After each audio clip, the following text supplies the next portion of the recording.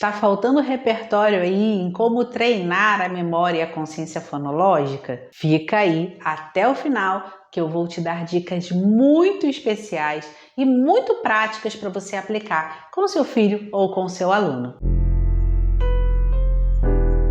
Olá, o meu nome é Patrícia Taranto, eu sou fonoaudióloga e orientadora familiar e nesse vídeo eu quero te dar algumas atividades para você praticar a memória e a consciência fonológica. Além de praticar, treinar mesmo. Você já deve ter visto em algum conteúdo meu o quanto essas duas habilidades são importantes para um bom processo de alfabetização e para uma boa instrução desse leitor maduro.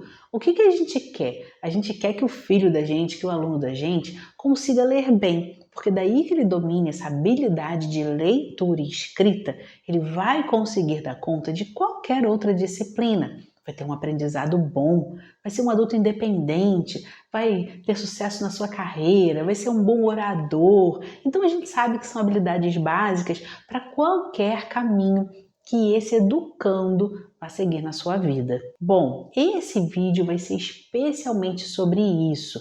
E aí eu me preocupei em separar as atividades que eu mais gosto de fazer aqui no consultório e que oriento muito, principalmente os professores em sala de aula, a praticar. Às vezes dividir a turma em duplinhas, às vezes fazer com a turma toda no quadro negro. É divertido, eles se empolgam, eles gostam, né? Fica naquela função de jogo. Então acaba que você engaja muito o teu aluno dessa forma. Então vamos lá.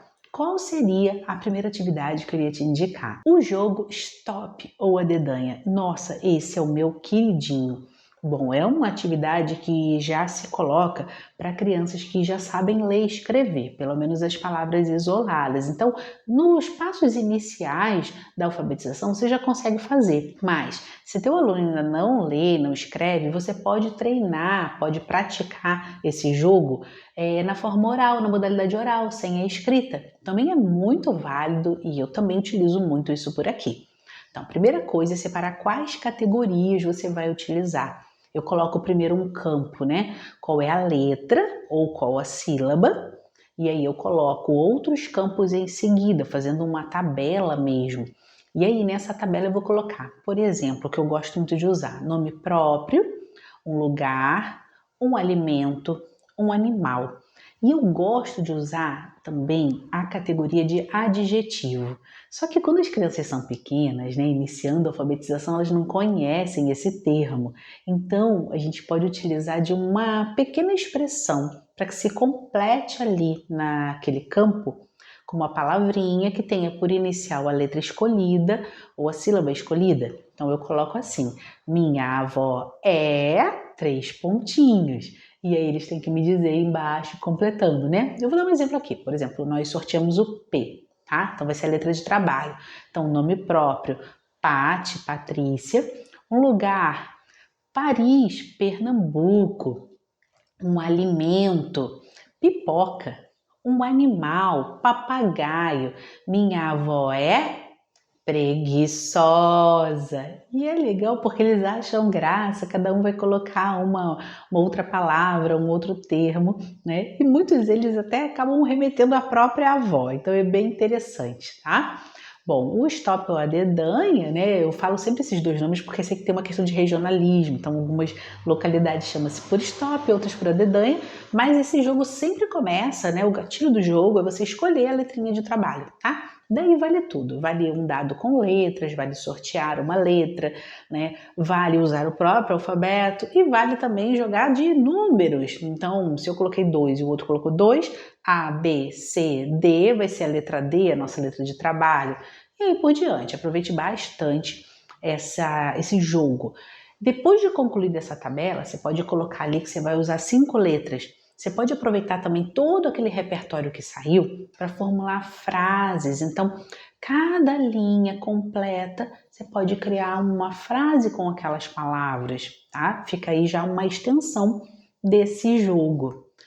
Uma segunda atividade é o trabalho com rimas. A rima, ela também pode ser só de ordem oral, né? Então, pão, cão, mão. Pão, cão, não. só de ordem oral ou pode ser escrita, tá? E nessas duas você vai trabalhar com palavras que são realmente que rimam, tá? E você também vai trabalhar com o intruso. Então, pão, mão, canela.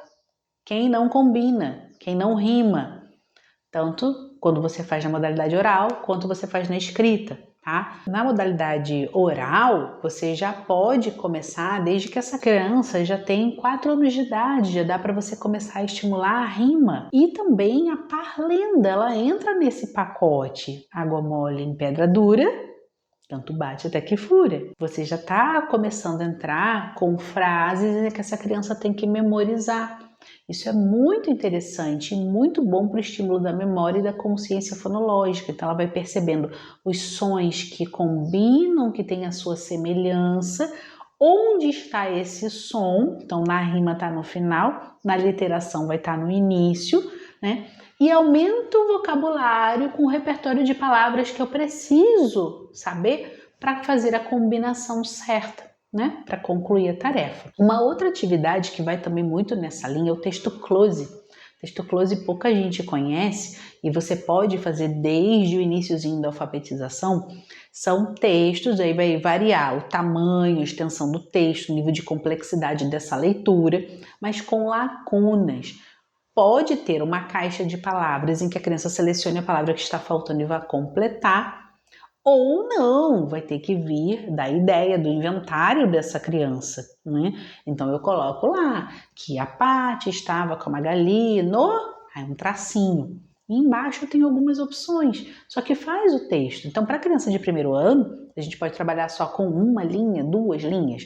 Na criança de segundo ano, já entra aquele repertório de você colocar a imagem, né, as cenas em sequência. Você pode pedir que a criança ordene sequência. Cada cena dessa sequência vai ter uma frase e cada frase vai ter uma lacuna para ser completada. Olha que interessante. Você também vai ampliar as opções de vocabulário que essa criança tem, né? E você pode oferecer quando você vê que a tua turminha ou que a tua criança ainda não tem competência para conseguir preencher aquilo sozinha.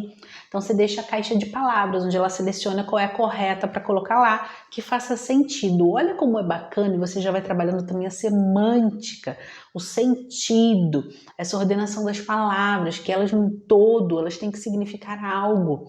E você tem a pista do que significa porque você tem a imagem. Então isso é muito bom para criança de séries iniciais. Mas vamos lá, para mais uma atividade. A outra atividade que eu quero trazer é sobre descubra qual é a palavra.